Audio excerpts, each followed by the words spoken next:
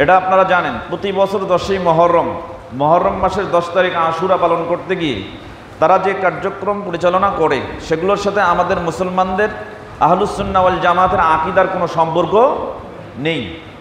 তো এই বিষয়ে আমরা বিষয়টাকে স্পষ্ট করব। সেই সাথে মুহররম মাসে আমাদের করণীয় কি, বিশ্বনবী মুহাম্মদ রাসূলুল্লাহ সাল্লাল্লাহু আলাইহি সাল্লাম থেকে যা প্রমাণিত হয়েছে এবং সালাফরা যেটাকে অনুমোদন করেছেন, সেই আলোকে মুহররম মাসে আমাদের করণীয়গুলোকে আমরা করার চেষ্টা করব। আল্লাহ আমাদের তৌফিক দান করুন, সকলে বলি আমিন। সম্মানিত উপস্থিতি, আরবি মাস কয়টি জানেন আপনারা? কয়টি? অনেকেরই আরবি মাসগুলো মুখস্থ নেই। যদি বলা হয় যে ইংরেজি নাম মুখস্থ বলেন, ইংরেজি নামগুলো সবার মুখস্থ আছে, বাংলাও কারো কারো মুখস্থ আছে, সবার মুখস্থ নাই। আর আরবি মাসের নামগুলো শুধু আমরা কয়েকটা মাসকে চিনি। একটা কি রমজান মাস চিনি, আর একটা হয়তো জিলহজ মাস চিনি, এই যে কোরবানির ঈদকে উপলক্ষ করে। শাবান মাস চিনি, রমজান আসার আগে আগে বুঝি যে শাবান মাস, এটা এই কয়েকটা মাস আমরা চিনি। কিন্তু 12টা মাস আসমান এবং জমিন সৃষ্টি করার পূর্ব থেকেই আল্লাহ সুবহানাহু ওয়া তাআলা লাউহে মাহফুজের মধ্যেই 12টা মাসের নাম লিখে রেখেছিলেন, সেটা আরবি 12টা মাস। সূরা তাওবা অধ্যায় 9 আয়াত 36 আল্লাহ সুবহানাহু ওয়া তাআলা বলছেন, ইন্না ইদ্দাতাশ শুহুরি ইনদাল্লাহি 12 শাহরান, নিশ্চয়ই গণনার মাস আল্লাহ সুবহানাহু ওয়া তাআলার কাছে 12টি। কয়টি? 12টি। ফি কিতাবিল্লাহ, আল্লাহর কিতাবে, আল্লাহর বিধানে, মানে লাউহে মাহফুজে লিখিত আছে। কোন দিক থেকে? ইয়াউমা খালাকাস সামাওয়াতি ওয়াল আরদ, সেই দিন থেকে এটা লাউহে মাহফুজে সংরক্ষিত, লিখিত, যেদিন আল্লাহ সুবহানাহু ওয়া তাআলা এই আসমান জমিনগুলোকে সৃষ্টি করেছেন, সেই দিন থেকে। মিনহা আরবায়াতু হুরুমুন, এই 12টা মাসের মধ্যে 4টা মাস আছে সম্মানিত মাস। কয়টা মাস? তাহলে আরবি মাস 12টা, সম্মানিত মাস কয়টা? 4টা। এই 4টা মাস কোনটা? এটা বিশ্বনবী মুহাম্মদ রাসূলুল্লাহ সাল্লাল্লাহু আলাইহি ওয়াসাল্লাম সহিহ বুখারী কিতাবু বাদিল খালক, সৃষ্টির সূচনা করা সংক্রান্ত একটি অধ্যায়, এই অধ্যায়ের 3197 নম্বর হাদিসে উল্লেখ করেছেন। আবু বকর রাদিয়াল্লাহু তাআলা আনহু থেকে বর্ণিত, তিনি বলছেন রাসূল সাল্লাল্লাহু আলাইহি ওয়াসাল্লাম বলেছেন, মিনহা আরবায়াতু হুরুমুন, এর মধ্যে 4টি মাস হচ্ছে হারাম, পবিত্র। সেই 4টি মাস কোনটা? রাসূল সাল্লাল্লাহু আলাইহি ওয়াসাল্লাম বলেছেন, সালাসাতু মুতাওয়ালিয়াত, 3টে মাস ধারাবাহিক, জিলকদ, জিলহজ, মুহররম। তার মানে জিলকদ জিলহজের পরে শুরু হয় কি? মুহররম। আরেকটি মাস হচ্ছে রজব ও মুজাররম, আল্লাযী বাইনা জুমাদা ওয়া শাবান, জুমাদা এবং শাবানের মাঝখানে একটা মাস আছে, যে মাসটাকে বলা হয় রজব মাস। তাহলে ওখানে 3 মাস আর রজব মাস, কয়টা মাস হইল? এই 4টা মাস আল্লাহ সুবহানাহু ওয়া তাআলা সূরা তাওবা অধ্যায় 9 আয়াত 36-এর একাংশে, এই আয়াতের একাংশে বলেছেন যে ফালা তাজলিমু ফিহিন্না আনফুসাকুম, এই 4টি মাসের মধ্যে তোমরা একজন আরেকজনের ওপরে, পরস্পরের ওপরে কোনো প্রকারের জুলুম করবে না। তার মানে এই 4টি মাস আল্লাহ সুবহানাহু ওয়া তাআলার কাছে পুত পবিত্র এবং হারাম। সেই সময়ে যুদ্ধ বিগ্রহ করাও এই মাসগুলোতে হারাম ছিল। সম্মানিত উপস্থিতি, তো এই 4টি হারাম মাসের মধ্যে একটি হলো মুহররম মাস। বর্তমান আমরা যে মাসে অবস্থান করছি, এই মাসটার নাম কি? মুহররম। এই মুহররম মাস আল্লাহ নবী মুহাম্মদুর রাসূলুল্লাহ সাল্লাল্লাহু আলাইহি ওয়াসাল্লাম সারা বছরে কম বেশি সিয়াম পালন করেছেন, এবং সর্বাধিক গুরুত্ব দিয়ে রমজান মাসের পরে অধিক সিয়াম পালন করেছেন, যে মাস সেটা হচ্ছে শাবান। কিন্তু আল্লাহ নবী মুহাম্মদ রাসূলুল্লাহ সাল্লাল্লাহু আলাইহি ওয়াসাল্লাম সবথেকে ফজিলত বর্ণনা করেছেন, মর্যাদার সিয়ামের কথা উল্লেখ করেছেন 2টি মাসে। এক হলো রমজান মাস, আরেকটা হলো মুহররম মাস। এই প্রসঙ্গে বিশ্বনবী মুহাম্মদ রাসূলুল্লাহ সাল্লাল্লাহু আলাইহি ওয়াসাল্লামের একটি হাদিস, সহিহ মুসলিম এবং মিশকাতুল মাসাবি কিতাবুস সাওম, সিয়াম সংক্রান্ত একটি অধ্যায় রয়েছে। বাবু সিয়ামি তাতাউই, নফল সিয়াম সংক্রান্ত একটি অনুচ্ছেদ রয়েছে আল ফাসলুল আউয়াল, প্রথম পরিচ্ছেদের 2039 নম্বর হাদিস। আবু হুরায়রা রাদিয়াল্লাহু তাআলা আনহু থেকে বর্ণিত, তিনি বলেন রাসূল সাল্লাল্লাহু আলাইহি ওয়াসাল্লাম বলেছেন, আফজালুস সিয়ামি বা'দা রমাদানা শাহরুল্লাহিল মুহররম। বিশ্বনবী সাল্লাল্লাহু আলাইহি ওয়াসাল্লাম বলছেন, রমজান মাসের পরে আল্লাহ সুবহানাহু ওয়া তাআলার কাছে সবথেকে ফজিলতপূর্ণ সিয়ামের মাস হলো মুহররম মাস। এজন্য সবথেকে মর্যাদা এবং ফজিলতের সিয়াম যে মাসে আমরা রাখতে পারি রমজান মাসের পরে, সেটা কোন মাস? মুহররম মাস। এরপর নবী সাল্লাল্লাহু আলাইহি ওয়াসাল্লাম বলছেন, ওয়া আফজালুস সালাতি বা'দাল ফারিজা সালাতুল লাইল, ফরজ সালাতের পরে সবথেকে ফজিলতপূর্ণ মর্যাদাপূর্ণ সালাত হচ্ছে সালাতুল লাইল, রাতের সালাত। আপনারা রাতে সালাত আদায় করেন? রাতে সালাত আদায় করেন? ঈশা ছাড়া মনে হয় করেন না।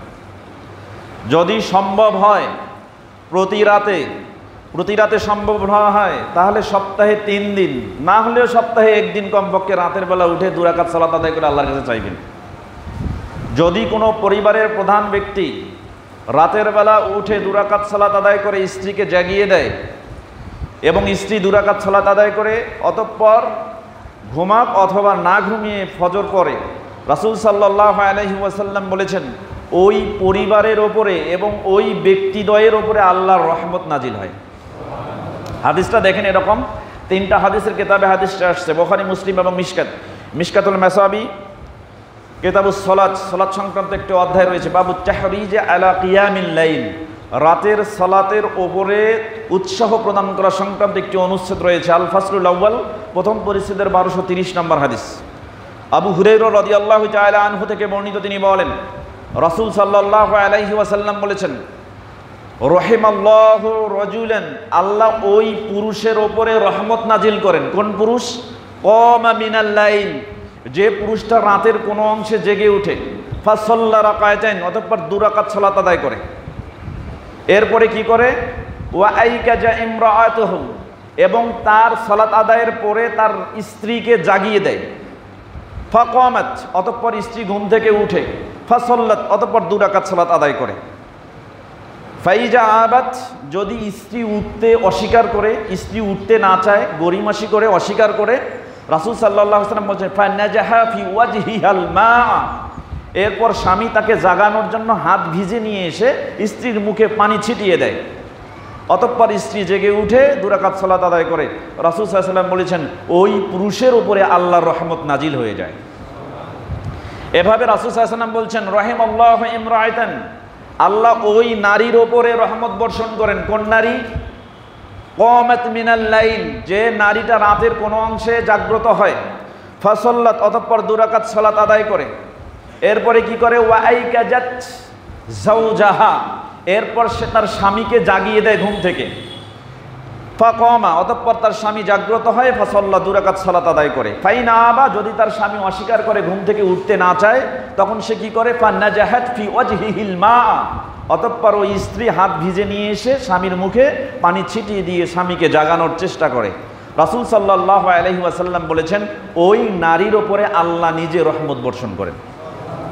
তাহলে এই জন্য রাসূল সাল্লাল্লাহু আলাইহি ওয়াসাল্লাম যেহেতু বলেছেন যে ফরজ সালাতের পরে সবথেকে উত্তম ফজিলতপূর্ণ সালাত আল্লাহ সুবহানাহু ওয়া তাআলার কাছে, সেটা হচ্ছে সালাতুল লাইল, রাতের সালাত।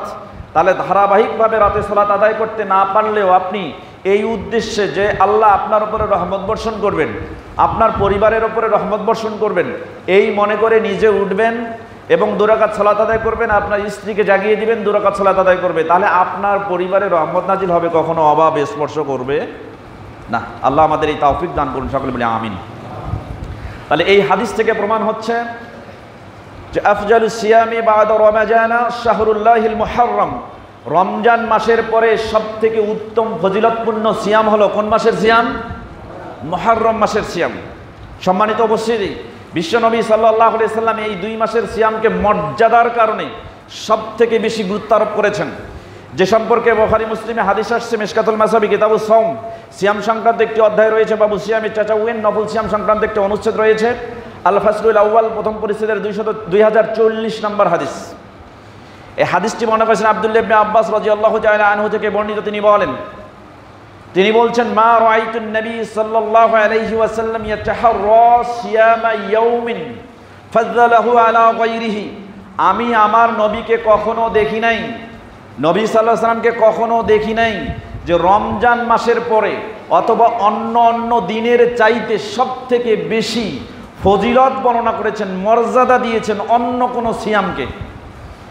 অন্য কোনো সিয়ামকে এত মর্যাদা দিয়েছেন আমি দেখি নাই, ইল্লা হাজাল ইয়াউমা আশুরা, এই দিন ব্যতীত যেই দিনে ইয়াউমা আশুরা হতো, অর্থাৎ মুহররম মাসের 10 তারিখ হতো, এই দিনের সিয়ামকে অন্য সকল দিনের চাইতে সব থেকে মর্যাদা দিয়ে এই সিয়াম পালন করেছেন আমার নবী, আপনার নবী মুহাম্মদুর রাসূলুল্লাহ সাল্লাল্লাহু আলাইহি ওয়াসাল্লাম। এবং তিনি সব থেকে মাস হিসেবে গুরুত্ব আরোপ করেছেন ওয়াহাজা শাহরা ইয়ানি রমাদানা, রমজান মাসকে মাস হিসেবে গুরুত্ব দিয়েছেন। তাহলে 2 মাসের সিয়ামকে সব থেকে মর্যাদা দিয়েছেন। একটা হচ্ছে রমজান মাসের সিয়াম, এটা ফরজ সিয়াম, আর একটা হচ্ছে মুহররম মাসের সিয়াম, এটা ছিল প্রথম দিকে ফরজ আবশ্যিক, পরবর্তীতে এটা নফলের অন্তর্ভুক্ত হয়েছে। সম্মানিত উপস্থিতি, তাহলে এই সিয়াম সব থেকে মর্যাদাপূর্ণ সিয়াম, কিন্তু এই সিয়াম আমরা কি রাখতে পারি? আমরা কি এই সিয়ামগুলো পালন করে আসছি? অনেকেই আমরা করি না। আমরা চেষ্টা করব রমজান মাসের পরে এই সিয়ামকে গুরুত্ব দেওয়ার। আল্লাহ সুবহানাহু ওয়া তাআলা আমাদেরকে সেই তৌফিক দান করুন, সকলে বলি আমিন। এই সিয়ামটা জাহিলিয়া যুগেও ছিল, যখন সিয়াম ফরজ করা হয়নি। যেমনটি সূরা বাকারা অধ্যায় 2 আয়াত 183, এর মধ্যে আল্লাহ সুবহানাহু ওয়া তাআলা বলেছেন কুতিবা আলাইকুমুস সিয়ামু কামা কুতিবা আলাল লাযীনা মিন ক্বাবলিকুম, তোমাদের উপরে সেই সিয়ামকে ফরজ করা হয়েছে এবং তোমাদের পূর্ববর্তীগণের ওপরে এই সিয়াম ফরজ করে দেওয়া হয়েছিল। অর্থাৎ সিয়াম তোমাদের উপরে যেমন ফরজ করে দেওয়া হয়েছে, তেমনি তোমাদের পূর্ববর্তীগণের উপরে সিয়াম ফরজ করে দেওয়া হয়েছে। তাহলে পূর্ববর্তীগণের উপরে সিয়াম কেমন ফরজ ছিল? তো রাসূল সাল্লাল্লাহু আলাইহি ওয়াসাল্লামের আগমনের পূর্বে এই জাহিলিয়া যুগে যে সিয়াম পালন করা হতো, সেই সিয়ামের রূপটা ছিল মুহররম মাসের এই আশুরার দিনে সিয়াম পালন করা।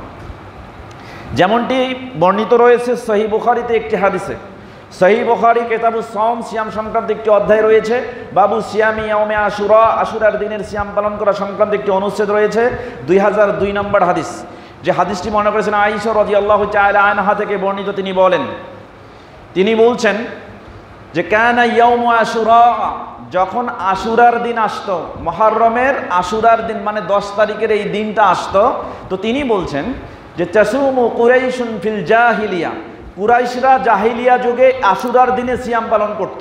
তখন বিশ্বনবী মুহাম্মদুর রাসূলুল্লাহ সাল্লাল্লাহু আলাইহি ওয়াসাল্লাম মক্কায় অবস্থান করেছেন।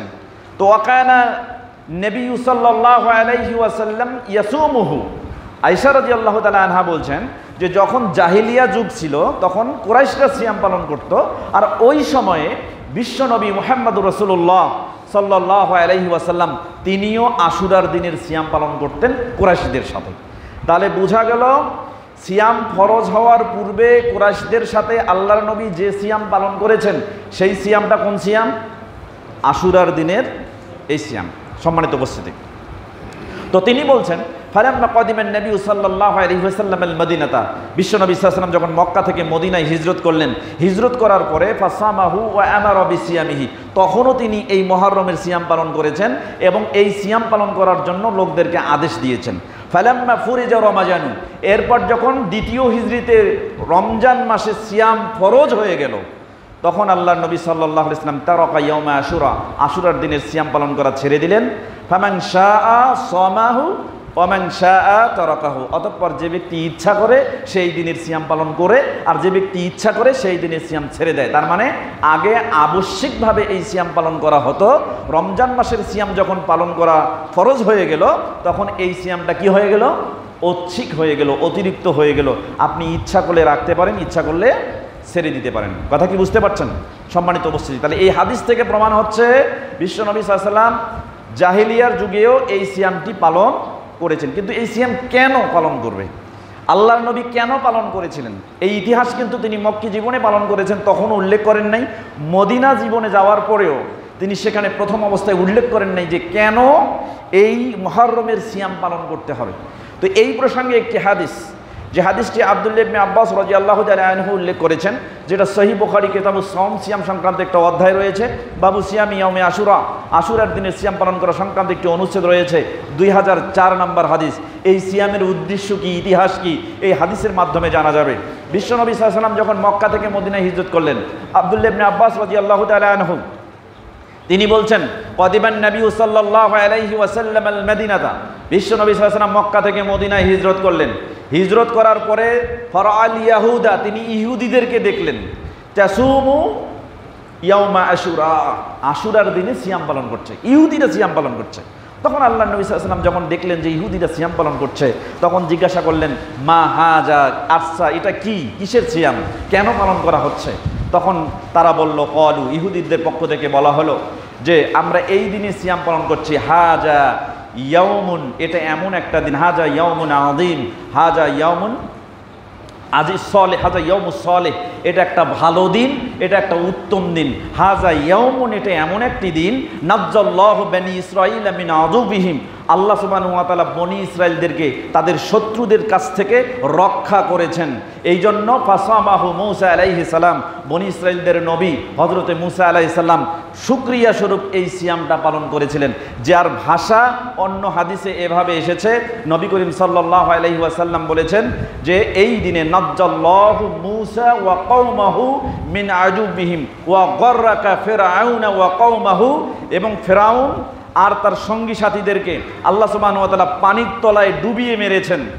আর যখন এরকম মূসাকে বিজয় দিলেন, তখন মূসা আলাইহিস সালাম সামাহু শুকরান, শুকরিয়া স্বরূপ এই সিয়াম পালন করা শুরু করলেন। তখন এই কথা বলার পরে ইহুদিরা বলছে, ফানাহনু নাসুমুহু, যেহেতু মূসা আলাইহিস সালাম এই সিয়াম পালন করেছে, তাই আমরাও এই দিনে শুকরিয়া স্বরূপ সিয়াম পালন করছি। বিশ্বনবী যখন এই কথা শুনলেন, শোনার পরে বলছেন, নাহনু আহাক্কু বিমূসা ওয়া আউলা মিনহু, তোমরা যে মূসা আলাইহিস সালামকে অনুসরণ করছো, তো মূসা আলাইহিস সালামকে অনুসরণ করার ব্যাপারে তোমাদের থেকে আমি এবং আমার অনুসারীরা বেশি হকদার। অতএব ফাসামাহু ওয়া আমারা বিসিয়ামিহি, অতঃপর বিশ্বনবী মুহাম্মদুর রাসূলুল্লাহ সাল্লাল্লাহু আলাইহি ওয়াসাল্লাম আশুরার দিনে নিজে সিয়াম পালন করলেন এবং সাহাবীদেরকে সিয়াম পালন করার নির্দেশ প্রদান করলেন। এখন আসেন, এই হাদিস প্রমাণ করছে এই সিয়ামের ইতিহাস শুরু হয়েছে কোথা থেকে? কোথা থেকে? হযরতে মূসা আলাইহিস সালাম থেকে। তাহলে এই সিয়ামের সাথে 61 হিজরিতে আল্লাহর নবী মুহাম্মদুর রাসূলুল্লাহ সাল্লাল্লাহু আলাইহি ওয়াসাল্লামের প্রিয় দৌহিত্র হযরতে হুসাইন রাদিয়াল্লাহু তাআলা আনহু নবী সাল্লাল্লাহু আলাইহি ওয়াসাল্লামের ইন্তেকালের 50 বছর পরে ইন্তেকাল করেছেন কারবালার ময়দানে। এই শোক দিবস পালন করে এই দিনে এই সিয়ামের কোনো সম্পৃক্ততা পাওয়া যায় না। কথা কি বুঝতে পারছেন? বর্তমানে আমাদের দেশসহ ভারতীয় উপমহাদেশে ইমাম হোসেন রাদিয়াল্লাহু তাআলা আনহু কারবালার মরুপ্রান্তরে 61 হিজরিতে রাসূল সাল্লাল্লাহু আলাইহি ওয়াসাল্লামের মৃত্যুর 50 বছর পরে তিনি সেখানে 10ই মুহররম শহীদ হয়েছেন।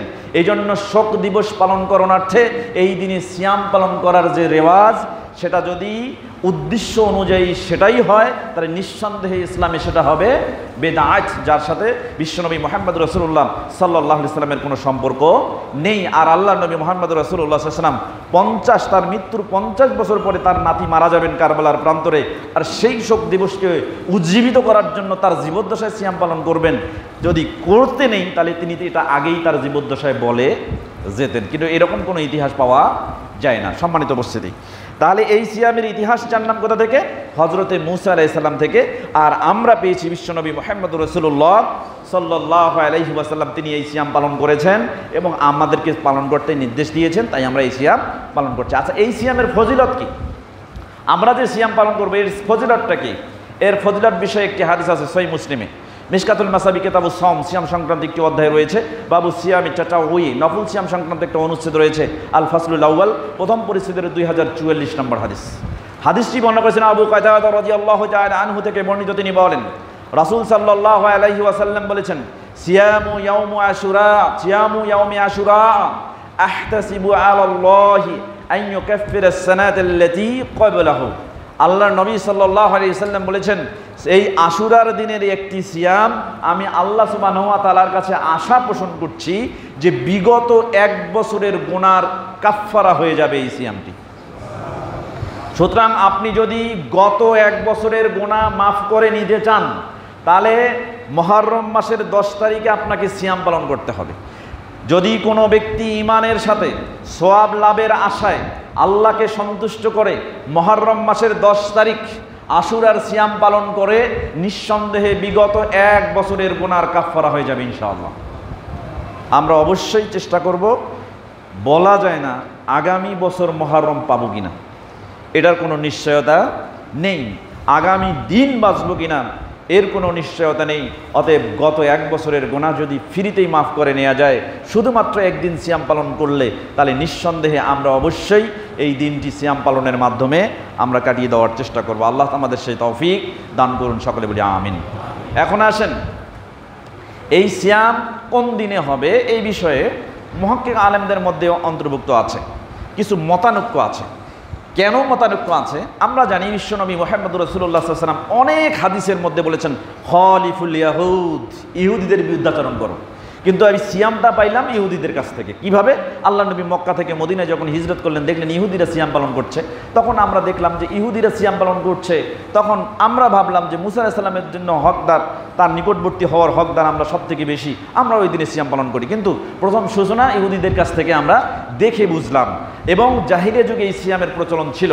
মূলত ইহুদিরা তাদের নবী হযরত মুসা আলাইহিস সালামকে তারা নবী হিসেবে মানতেন, তাদের আদর্শ মুসা আলাইহিস সালামের আদর্শকেই তারা গ্রহণ করতেন। তো সেই দিক থেকে বিশ্বনবী মুহাম্মদ রাসূলুল্লাহ সাল্লাল্লাহু আলাইহি ওয়াসাল্লাম তিনি যে এই দিনটি আমাদের জন্য সুন্নাহ হিসেবে রেখে দিয়েছেন, এর সাথে সম্পৃক্ত আরও কোনো দিন আছে কিনা এটাও আমরা হাদিস থেকে জানবো। কারণ আপনি দাড়ি ছেড়ে দিবেন, দাড়ি কাটবেন না কেন? ইহুদি খ্রিস্টানরা দাড়ি চেঁচে, দাড়ি কাটে। এজন্য কোনো যুবক যদি তাকে দাড়িহীন অবস্থায় দেখা যায়, কোনো ব্যক্তিকে দাড়িহীন অবস্থায় দেখা যায়, তাহলে বুঝবেন সে ইহুদি খ্রিস্টানের সাদৃশ্যতা অবলম্বন করছে। আল্লাহ নবী সাল্লাল্লাহু আলাইহি ওয়াসাল্লাম সালাতের বাইরে এমনকি সুন্নাহর যাবতীয় আমলে ইহুদি খ্রিস্টানদের বিরুদ্ধাচরণ করতে বলেছেন। আপনি রাস্তায় চলবেন, যদি রাস্তায় চলার পথে কোনো ইহুদি খ্রিস্টানকে দেখতে পান, আল্লাহ নবী সাল্লাল্লাহু আলাইহি ওয়াসাল্লাম বলেছেন তোমরা এমনভাবে চলো, রাস্তাকে এমনভাবে প্রশস্ত করে চলো যেন ইহুদি খ্রিস্টান অন্য দিক থেকে পাশ কেটে যাইতে বাধ্য হয়। তার মানে সর্বত্র ইহুদি খ্রিস্টানের বিরুদ্ধাচরণ করতে হবে। তাহলে ইহুদিরা যদি একদিন সিয়াম পালন করে, তার বিপরীতে আমাদের কয়দিন সিয়াম পালন করা উচিত? চিন্তা করেন, ওরা যদি 2 দিন করে তাহলে আমাদের 4 দিন পালন করা উচিত, বা 3 দিন পালন করা উচিত, অথবা 1 দিন পালন করা উচিত। অর্থাৎ সব সময় ইহুদি খ্রিস্টানদের বিরুদ্ধাচরণ করতে হবে। সম্মানিত উপস্থিতি, সহিহ মুসলিমে হাদিস আসছে, কিতাবুস সিয়াম, সিয়াম সংক্রান্ত একটি অধ্যায় রয়েছে, বাবু আইয়ুসাউমিন বাবে আইয়ু ইয়াউমিন ইউসামু ফি আশুরা, কোন দিনে আশুরার সিয়াম পালন করা হবে এ সংক্রান্ত একটি অনুচ্ছেদ রচনা করেছেন ইমাম নাববী রাহিমাহুল্লাহ।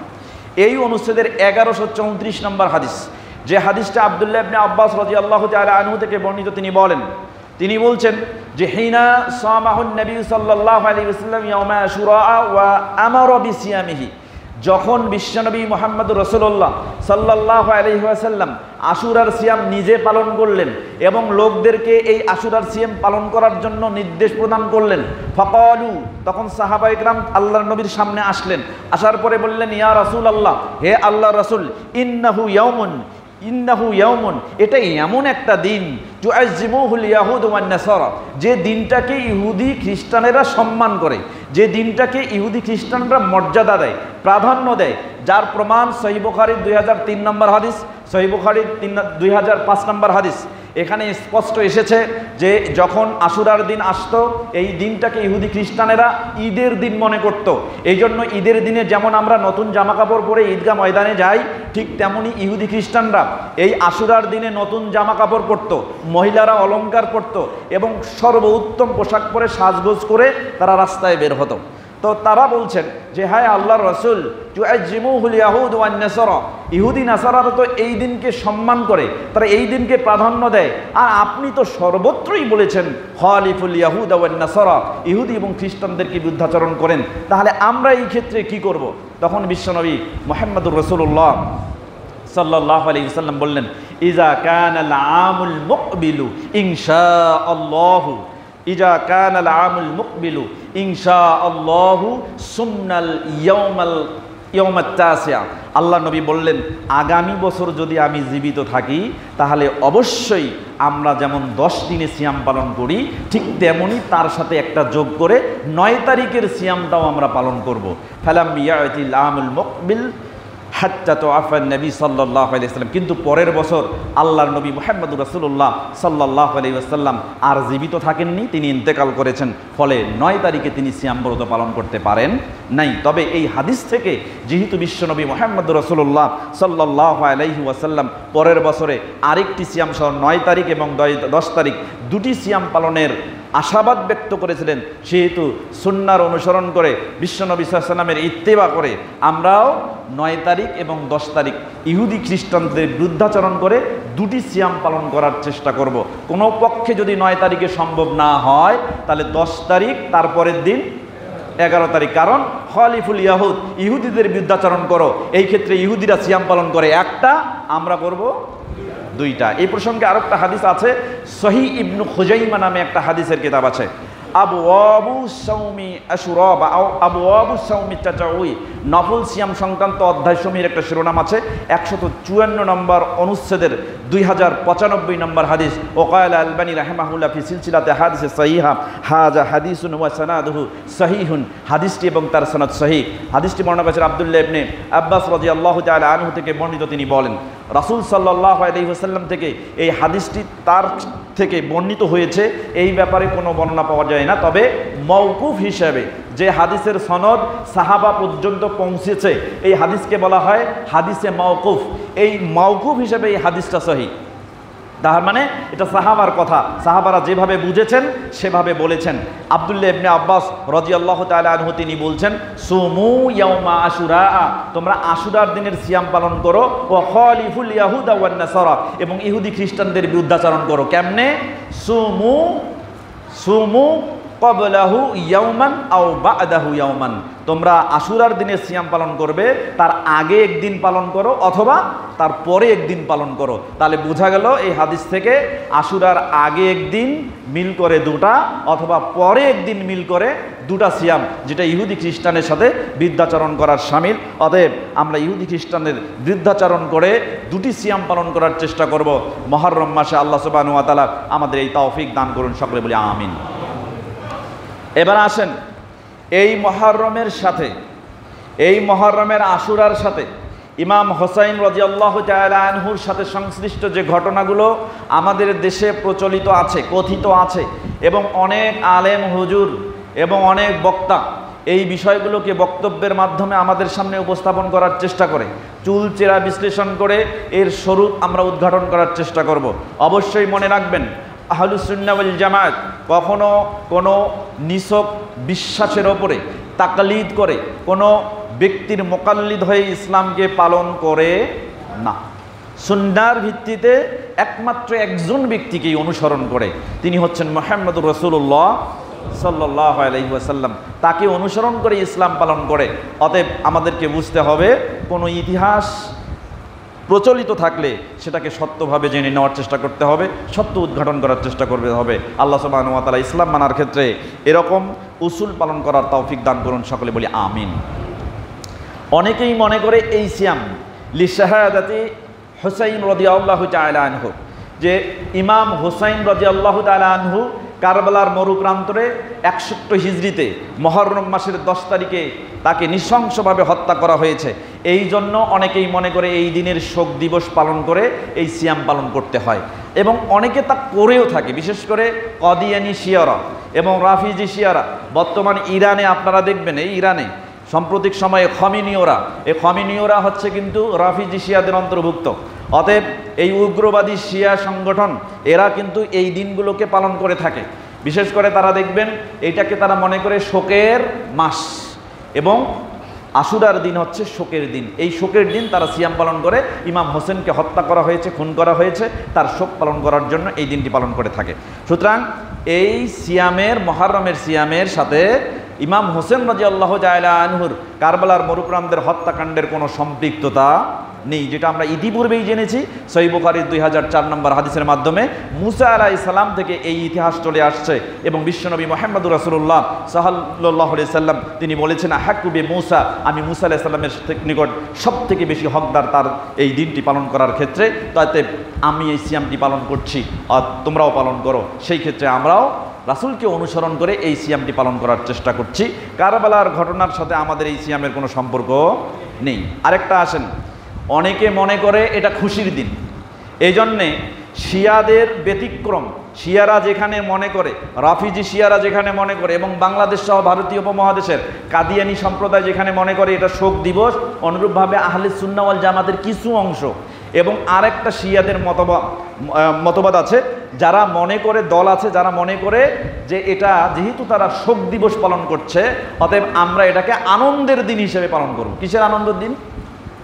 কিসের আনন্দ? মুসা আলাইহিস সালাম যে এইটা করেছেন সেইটা আনন্দ না, বরং তারা শোক পালন করছে, আমরা এটাকে আনন্দের দিন হিসেবে। যেমন বিগত দিনে আমরা দেখেছি আমাদের বাংলাদেশের সরকারের এক পার্টি মনে করে কি তাদের মৃত্যু দিবস, আরেক পার্টি মনে করে তাদের জন্ম দিবস, এরকম চলে আসছে না? তো চলে আসছে। তো তারা মনে করে যে তারা যেহেতু শোক দিবস পালন করে আসছে, অতএব আমরা এটাকে আনন্দের দিন পালন করে। মনে রাখবেন, সুন্নাহকে সুন্নাহ দিয়ে প্রোটেস্ট করা যায়, বেদাতকে সুন্নাহ দিয়ে প্রোটেস্ট করা যায়। অর্থাৎ দুর্বল সুন্নাহকে শক্তিশালী সুন্নাহ দিয়ে প্রোটেস্ট করা যায়, বেদাতকে সুন্নাহ দিয়ে প্রোটেস্ট করা যায়, কিন্তু মিথ্যাকে মিথ্যা দিয়ে প্রোটেস্ট করা যায় না। অনুরূপভাবে বেদাতকে বেদাত দিয়ে প্রোটেস্ট করাও যাবে না। যেহেতু শোক দিবস পালন করা মুহররম মাসের 10 তারিখে বেদাত, অতএব আনন্দের দিবস পালন করাও 10 তারিখে বেদাত। কথা কি বুঝতে পারছেন? অতএব এই বেদাতি অনুষ্ঠানে আমরা থাকবো না। মনে রাখবেন, শোক হয় কয়দিন? কয়দিন? 3 দিন। 3 দিনের বেশি শোক আছে? 3 দিনের বেশি শোক নাম নেই। কিন্তু কাদিয়ানিরা তাজিয়া মিছিল বের করে, শোক মিছিল করে। সেটাতে কি করে? হাতের মধ্যে চাবুক বাঁধে, হাতের মধ্যে আংটি নেয়, কষ্টকর আংটি নেয়, তরবারি নেয় এবং নিজের গায়ের মধ্যে আঘাত করে। তাজিয়া শব্দের অর্থ হচ্ছে শোকের সময় সান্ত্বনা প্রদান করা। শোকের সময় সান্ত্বনা প্রদান, মাওয়াসাতু ফিল মুসিবাহ। শোকের সময় সান্ত্বনা প্রদানের নাম হচ্ছে তাজিয়া। এই জন্য মনে করে যে ইমাম হোসেন রাদিয়াল্লাহু তাআলা আনহু তিনি হত্যা হয়েছে, তাকে যখন খুন করা হলো নৃশংসভাবে, পরিবার শোকাহত, তাদের সমবেদনা জানার জন্য, সান্ত্বনা দেওয়ার জন্য তারা শোক দিবস পালন করে থাকে। বলেন তো, শোক কি এই সারা বছর প্রতি বছরে পালন করতে হয় নাকি 3 দিনে? কয় দিনে? 3 দিনে। এখনও যারা মৃত্যু দিবস পালন করেন, তারা মৃত্যু দিবসের এই সংস্কৃতি পেয়েছেন ওই শিয়াদের থেকে, যারা ইমাম হোসেনের মৃত্যু দিবস পালন করে। কথা কি বুঝতে পারছেন? সুতরাং কোনো মৃত্যু দিবস চলবে না। কোনো মৃত্যু দিবস প্রতি বছরে পালন করার জন্য নিজের বাবা মা ভাই বোন আত্মীয় স্বজন যেই মারা যাক না কেন, প্রতি বছরে তার মৃত্যু দিবসকে কেন্দ্র করে কোনো অনুষ্ঠান করা সম্পূর্ণরূপে যেমন বেদাত, ঠিক তেমনি শিয়াদের অনুসরণ করা। অতএব এটা কোনো ক্রমেই করা যাবে না। কথা কি বুঝতে পারছেন? সম্মানিত উপস্থিতি, আল্লাহর নবী মুহাম্মদুর রাসূলুল্লাহ সাল্লাল্লাহু আলাইহি ওয়াসাল্লামের চাচাতো ভাই, তার নাম হচ্ছে জাফর ইবনে আবি তালিব, তিনি ইন্তেকাল করলেন। আব্দুল্লাহ ইবনে জাফরের পুত্র আব্দুল্লাহ তিনি হাদিস বর্ণনা করছেন। হাদিসটি আবু দাউদ, নাসাই এবং মিশকাতুল মাসাবি, কিতাবুল লিবাস, পোশাক পরিচ্ছদ সংক্রান্ত একটি অধ্যায় রয়েছে। বাবু তারাজ্জুল, চুল আসরানি সংক্রান্ত একটি অনুচ্ছেদ রয়েছে আল ফাসলুস সানি, দ্বিতীয় পরিচ্ছেদের 4463 নম্বর হাদিস। হাদিসটিতে তিনি বর্ণনা করছেন, জাফর ইবনে আবি তালিব যখন ইন্তেকাল করলেন, বিশ্বনবী মুহাম্মদুর রাসূলুল্লাহ সাল্লাল্লাহু আলাইহি ওয়াসাল্লাম তার পরিবারকে অবকাশ দিলেন। আমহালা আলা জাফর, আমহালা আলা জাফর, জাফরের পরিবারকে অবকাশ দিলেন সালাসান, 3 দিন। 3 দিন তোমরা শোক দিবস পালন করো। আল্লাহ নবী 3 দিন পর আসলেন। আসার পরে দেখলেন যে জাফরের পরিবারের লোকজন তখনও কান্না করছে, তখনও তারা মন খারাপ করে বসে আছে।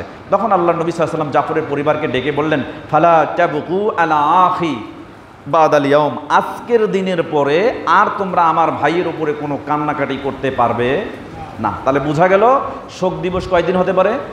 3 দিন। আপনার খুব প্রিয় আপনজন ইন্তেকাল করেছে, আপনি বাড়িতে কাঁদেন, নীরবে কাঁদেন অথবা না কাঁদেন, আপনার যদি শোক আসে তাহলে আপনি শোক দিবস পালন করতে পারবেন কয়দিন? 3 দিন। 3 দিনের বেশি শোক হয় না। বিশ্বনবী সাল্লাল্লাহু আলাইহি ওয়াসাল্লাম অনুমতি দেননি, কিন্তু প্রতি বছরে শোক পালন করতে হবে এই মর্মে কোনো বর্ণনা পাওয়া যায় না। তাহলে যে বিষয়টি ইসলামের ভিতরে নাই, তাহলে সেটা কি হবে? কি সুন্নাহর ভিতরে নাই, তাহলে কি বেদাত? অবশ্যই এটা বেদাত। অতএব কোনো ব্যক্তির জন্য শোক দিবস পালন করা, ইমাম হোসেন রাদিয়াল্লাহু তাআলা আনহুর জন্য শোক দিবস পালন করা এবং কোনো সাহাবার জন্য শোক দিবস পালন করা, নিঃসন্দেহে এটা বেদাতের অন্তর্ভুক্ত। এর থেকে আমাদেরকে বিরত থাকতে হবে। আল্লাহ সুবহানাহু ওয়া তাআলা সুন্নাহ ভিত্তিক আমল করা তৌফিক দান করুন, সকলে বলে আমিন। বেদাতে যখন ভরে যায়, বেদাতে যখন সয়লাভ হয়ে যায়, তখন বেদাতকে প্রতিহত করার জন্য নতুন করে কোনো বেদাত সৃষ্টি করা যাবে না। কি দিয়ে বেদাতকে প্রতিহত করতে হবে বলেন তো? সুন্নাহকে আঁকড়ে ধরতে হবে। সিলসিলা হাদিসের সহিহ 494 নম্বর হাদিস, সহিহ জামিউস সাগীর 2234 নম্বর হাদিস। হাদিসটি আব্দুল্লাহ ইবনে মাসউদ রাদিয়াল্লাহু তাআলা আনহু থেকে বর্ণিত। তিনি বলেন, রাসূল সাল্লাল্লাহু আলাইহি ওয়াসাল্লাম বলেছেন, ইন্না মিন ওয়ারাইকুম জামানা সাবরিন, তোমাদের কাছে এমন একটা সময় শীঘ্রই আসবে যে সময়ের মধ্যে তোমাদেরকে ধৈর্য ধারণ করা ছাড়া আর কোনো উপায় থাকবে না। যে সময়ে তোমাদের ধৈর্য ধারণ করা ছাড়া কোনো উপায় থাকবে না, সেই সময় এমন হবে সুন্নাহকে ধরে রাখাটাই কঠিন হয়ে যাবে। রাসূল সাল্লাল্লাহু আলাইহি ওয়াসাল্লাম বলেছেন, লিল মুতামাসসিক ফিহি, ওই সময়ে কোনো ব্যক্তি যদি সুন্নাহকে দৃঢ়ভাবে কামড়ে ধরে থাকে, আঁকড়ে ধরে থাকে, রাসূল সাল্লাল্লাহু আলাইহি ওয়াসাল্লাম বলছেন, খামসিনা শাহীদাম মিনকুম, তোমাদের সময়ে আল্লাহর রাস্তায় যুদ্ধ করে 50 জন লোক শহীদ হয়ে গেলে যে সওয়াব হবে, তুমি সুন্নাহকে ওই সময়ে আঁকড়ে ধরলে 50 জন শহীদের সমপরিমাণ সওয়াব আল্লাহ তোমার আমলনামায় দিয়ে দেবেন। সম্মানিত উপস্থিতি, যখন বেদাতে সয়লাব হয়ে যায়, আজকে তাজিয়া মিছিল হচ্ছে, আপনি প্রতিহত করেন এটাকে হাত দিয়ে। যদি হাত দিয়ে প্রতিহত করা সম্ভব না হয় তাহলে মুখ দিয়ে কথা বলেন, মুখ দিয়ে প্রতিহত করা সম্ভব না হয় তাহলে অন্তর দিয়ে ঘৃণা করে এটাকে প্রত্যাখ্যান করতে হবে। কখনোই এর সাথে কোনো প্রকার আপোষ করা যাবে না। যদি কোনো প্রকার আপোষ করেন তাহলে আপনিও বেদাতীদের অন্তর্ভুক্ত হয়ে যাবেন। কথা কি বুঝতে পারছেন?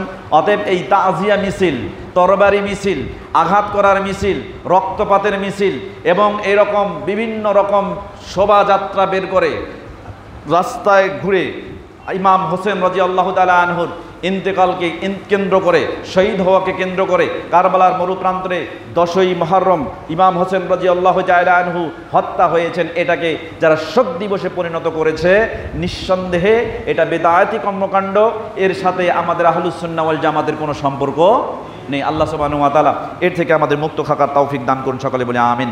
আমি বিগত বছর গঙ্গাচড়ায় দেখেছি, ওখানে আমাদের আহলুস সুন্নাহ ওয়াল জামাতের দাবিদার কিছু মানুষ এই মুহররম মাসের 10 তারিখে 1000 রাকাত সালাত পড়ে। কোথাও মাগরিব থেকে এশায়ের মাঝখানে 1000 রাকাত। আপনি বলেন মাগরিব থেকে এশা সর্বোচ্চ 1 ঘন্টা থেকে 1.5 ঘন্টা সময়, এর মধ্যে 1000 রাকাত সালাত আদায় করা সম্ভব না। সালাত আদায় করে। আরও একটা সালাত প্রচলন আছে, জোহর থেকে আসরের মাঝখানে 40 রাকাত সালাত আমাদের দেশেই প্রচলিত আছে, 40 রাকাত সালাত। আরও একটা সালাত প্রচলন আছে 4 রাকাত সালাত, যে সালাতের প্রত্যেক রাকাতে সূরা ফাতিহা পাঠ করবে, এরপরে 50 বার সূরা ইখলাস অর্থাৎ কুল হুয়াল্লাহু আহাদ আল্লাহুস সামাদ এই সূরাটা পাঠ করবে। এরপরে প্রত্যেক রাকাতে এইভাবে পাঠ করার পর 4 রাকাত সালাত শেষ করবে। রাসূল সাল্লাল্লাহু আলাইহি ওয়াসাল্লাম বলেছেন, গুফিরাত খাতায়াহু মিন খামসিনা সানাতান ক্বাবলাহু ওয়া বা'দাহু। যদি কোনো ব্যক্তি 4 রাকাত সালাত এভাবে আদায় করে, তাহলে আল্লাহ তার 50 বছর পূর্বের এবং 50 বছর পরের গুনাহকে মাফ করে দিবেন। নাউজুবিল্লাহ, সুবহানাল্লাহ বলি বলছেন। এই হাদিসটা রয়েছে, তারা তৈরি করেছে। কারা তৈরি করেছে? শিয়ারা তৈরি করেছে। ইমাম সাগানি রাহিমাহুল্লাহ মাউজুয়াত নামে একটা হাদিস সংকলন করেছেন, যেখানে সব জাল হাদিসকে একত্রিত করেছেন। 2 নম্বর খণ্ডের 122 থেকে 123 পৃষ্ঠার মধ্যে তিনি উল্লেখ করেছেন। এই হাদিসগুলো আনার পরে তিনি এখানে ইমাম ইবনু তাইমিয়া রাহিমাহুল্লাহর একটি কথাকে এখানে কোট করে দিয়েছেন, যেটা মিনহাজুস সুন্নাহ 4 নম্বর খণ্ডের 116 নম্বর পৃষ্ঠার মধ্যে ইমাম ইবনু তাইমিয়া রাহিমাহুল্লাহ এই হাদিসগুলো আনার পরে দেখে বলেছিলেন, লাম ইয়াকুম আলা সিহহাতিহা দালিলুন শারঈয়ুন সহিহুন ইল্লা সাওমা। এই মুহররম মাসে সালাতের বিষয়ে, সালাতের ফজিলতের বিষয়ে যত হাদিস বর্ণনা করা হয়েছে, শুধু সিয়াম পালন করা ছাড়া একটা হাদিসও সহি নয়, সবগুলো জাল। কি হাদিস? জাল হাদিস। তাহলে আপনি অবশ্যই এই সালাত থেকে, এই সালাত যাওয়া থেকে এবং এই সালাতের সাথে একাত্মতা প্রকাশ করা থেকে নিজেকে বিরত রাখার চেষ্টা করবেন, না হলে আপনি বেদাতীদের অন্তর্ভুক্ত হবেন। এবং আমাদের দেশে প্রচলন আছে, আহলুস সুন্নাহ ওয়াল জামাতের অন্তর্ভুক্ত দাবিদার মুসলিম, তারা দাবি করে তারা আহলুস সুন্নাহ ওয়াল জামাতের অন্তর্ভুক্ত। এই মুহররম মাস আসলে, জিলহজ মাসের মুহররম মাসের 10 তারিখ আসলে সকালবেলা ঘুম থেকে উঠে ফজরের সালাতের পরে গোসল করে চোখে কাজল লাগায় এবং মনে করে এই চোখের কাজল লাগানোর কারণে তাদের যে রক্ত আছে, এই রক্তের মধ্যে যে খারাপ রক্ত থাকে না, ওরা মনে করে খারাপ রক্ত আছে এবং খারাপ চিন্তা যা আছে, এগুলো এই কাজল যতক্ষণ থাকবে ততক্ষণে এই শরীর থেকে এই জিনিসগুলো সব কি হয়ে যাবে? দূর হয়ে যাবে। এগুলো সব জাল হাদিস। অর্থাৎ এই মুহররমকে কেন্দ্র করে যত প্রকার হাদিসের রেফারেন্স দেওয়া হয়, সিয়াম ব্যতীত, রমজানের সাওম ব্যতীত সবগুলা কি জাল। কথা কি বুঝতে পারছেন? এবং ইমাম হোসেন রাদিয়াল্লাহু তাআলা আনহুকে কেন্দ্র করে এর সম্পৃক্ততায় মুহররম মাসের 10 তারিখ আশুরার দিনে কোনো ঘটনার সম্পৃক্ততা যারা বর্ণনা করেন এর সাথে এই সিয়ামের কোনো সম্পর্ক নেই। মনে রাখবেন, ইমাম হোসেন রাদিয়াল্লাহু তাআলা আনহু তাকে হত্যা করা হয়েছে এবং ইমাম হোসেন রাদিয়াল্লাহু তাআলা আনহুর সঠিক ইতিহাস আমরা ইতিপূর্বে আলোচনা করেছি। সংক্ষিপ্তভাবে বলছি, ইমাম হোসেন রাদিয়াল্লাহু তাআলা আনহুকে যখন ইরাকের কুফা থেকে চিঠি দেওয়া হলো, 150টি চিঠি দেওয়া হয়েছে। এরপরে তার আনুগত্য করবে মর্মে 150টি চিঠি পাওয়ার পরে যখন তিনি ওই দিকে রওনা দিলেন, তার আগে তিনি মুসলিম ইবনে আকিল তাকে এই খবর নেওয়ার জন্য বলেছিলেন, চিঠির মাধ্যমে বলেছিলেন। তিনি যখন খবর নিলেন, খবর নিয়ে দেখলেন যে কিছু লোক তার আনুগত্য করছে এবং তারা ইমাম হোসেন রাদিয়াল্লাহু তাআলা আনহুর আনুগত্য করতে চায়। এই জন্য ইমাম হোসেন রাদিয়াল্লাহু তাআলা আনহু তিনি ওখানে যাওয়ার জন্য খুব উদ্গ্রীব হয়ে গেলেন। পক্ষান্তরে আমরা দেখেছি পরবর্তী সময়ে ইমাম হোসেন রাদিয়াল্লাহু তাআলা একটা ভুল ডিরেকশনের উপরে সেখানে পৌঁছে যান এবং কিছু সাহাবী তাকে নিষেধ করেছিল, তিনি ওই সময় ওই নিষেধ বুঝতে পারেননি, তিনি সেখানে গিয়েছিলেন। এবং পরবর্তী সময় আমরা দেখেছি মোহাম্মদ ইবনে আকিলকে উবাইদুল্লাহ ইবনে জিয়াদ, যিনি বসরার দায়িত্বে ছিলেন, তিনি কুফার দায়িত্বশীল মোহাম্মদ ইবনে আকিলকে যেন সত্য কোনো সংবাদ পরিবেশন করতে না পারে ইমাম হোসেন রাদিয়াল্লাহু তাআলা আনহুর কাছে, এই জন্য তিনি তাকে হত্যা করেন। হত্যা করার পর যখন ইমাম হোসেন রাদিয়াল্লাহু তাআলা আনহু ওই পথে অলরেডি এগিয়েই গেছেন, তিনি যেখানে পৌঁছে গেলেন, পৌঁছে যাওয়ার পরে তাকে চতুর্দিক থেকে ঘিরে ফেলা হলো, তাকে আক্রমণ করা হলো এবং ইমাম হোসেন রাদিয়াল্লাহু তাআলার পক্ষ থেকে 3টি প্রস্তাব পেশ করা হলো। হয় আমাকে যে জায়গায় আমি আছি এই জায়গা থেকে আমি নিজ জায়গায় যাব না, ইমাম হোসেন রাদিয়াল্লাহু তাআলার জায়গায় যাব না, এই স্থানেও থাকবো না, আমাকে অন্য জায়গায় প্রেরণ করা হোক, অথবা আমাকে মদিনায় ফিরে যাওয়ার সুযোগ দেওয়া হোক, অথবা আমাকে ইমাম হোসেন রাদিয়াল্লাহু তাআলা আনহুর কাছে যাওয়ার সুযোগ দেওয়া হোক, ইয়াজিদ ইবনে মুয়াবিয়া রাদিয়াল্লাহু তাআলা আনহুর কাছে যাওয়ার সুযোগ দেওয়া হোক, আমি তার হাতে বায়াত গ্রহণ করব। কিন্তু তারা ইমাম হোসেন রাদিয়াল্লাহু তাআলা আনহুর কোনো প্রস্তাবেই গ্রহণ করলো না।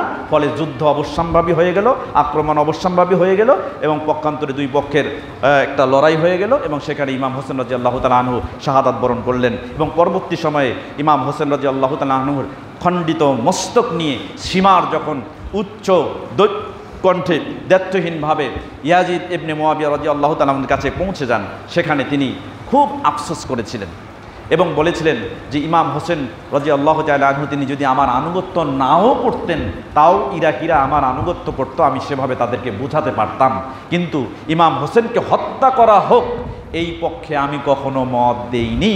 যদি উবাইদুল্লাহ ইবনে জিয়াদ তার রক্তের সম্পর্কের কেউ হতো ইমাম হোসেন রাদিয়াল্লাহু তাআলা আনহু, সে অবশ্যই তাকে হত্যা করতে পারতো না। তিনি আফসোস করেছিলেন, চোখের পানি ছেড়েছিলেন, দাড়ি ভিজে গিয়েছিল, যার ইতিহাস সত্য ইতিহাস সঠিক সনদে আমাদের কাছে পৌঁছেছে। এই জন্য 10ই মুহররমে এই ইতিহাস বর্ণনা করতে গিয়ে তাকে অ্যাকিউজড করে, অভিযুক্ত করে অনেকে ইয়াজিদ ইবনে মুয়াবিয়া রাদিয়াল্লাহু তাআলা আনহু এবং মুয়াবিয়া রাদিয়াল্লাহু তাআলা আনহুকেও অনেকে গালি দিয়ে থাকে এবং হাই হোসেন প্রলাপ করতে করতে ইয়াজিদ এবং মুয়াবিয়া রাদিয়াল্লাহু তাআলা আনহুকে গালি দিয়ে থাকে। আমরা অবশ্যই এই জায়গায় সঠিক ইতিহাস জানার চেষ্টা করব। ইয়াজিদ ইবনে মুয়াবিয়া তার সম্পর্কে আমাদের ধারণা হচ্ছে আমরা কখনো তাকে গালিও দিব না, তার সম্পর্কে ভালো কথাও বলি না, খারাপ কথাও বলি না, এটা আমাদের আকিদা, আহলুস সুন্নাহ ওয়াল জামাতের আকিদা। আর মুয়াবিয়া রাদিয়াল্লাহু তাআলা আনহু সহ অনেক সাহাবাকে গালি দেওয়া হয়, এই ব্যাপারে রাসূল সাল্লাল্লাহু আলাইহি ওয়াসাল্লাম স্পষ্ট ঘোষণা করেছেন, যেটা বুখারী মুসলিমে এসেছে, মিশকাতুল মাসাবির 5998 নম্বর হাদিস। রাসূল সাল্লাল্লাহু আলাইহি ওয়াসাল্লাম বলেছেন, লা তাসুব্বু আসহাবি, আমার সাহাবীদেরকে তোমরা গালি দিও না, আমার সাহাবীদেরকে তোমরা গালি দিও না। লাউ আন্না আহাদাকুম, যদি তোমাদের মধ্যে কোনো ব্যক্তি আনফাকা মিসলা উহুদিন জাহাবান, যদি তোমাদের মধ্যে কোনো ব্যক্তি এক উহুদ পাহাড়ের সমপরিমাণ স্বর্ণ যদি আল্লাহর রাস্তায় দান করে, মা বালাগা মুদ্দা আহাদিহিম, তাহলে সাহাবায়ে কেরাম এক মুদ পরিমাণ যে দান ইসলামের জন্য করেছে তার সমতায় পৌঁছাতে পারবে না। আও নাসিফাহু, এক মুদের অর্ধেক যদিও তারা দান করত, তাহলে তুমি এই সময়ে উহুদ পাহাড়ের সমপরিমাণ স্বর্ণ দান করেও তার সমপরিমাণে পৌঁছানো সম্ভব নয়। অতএব সাহাবায়ে কেরামদেরকে কেউ গালি দিবেন না।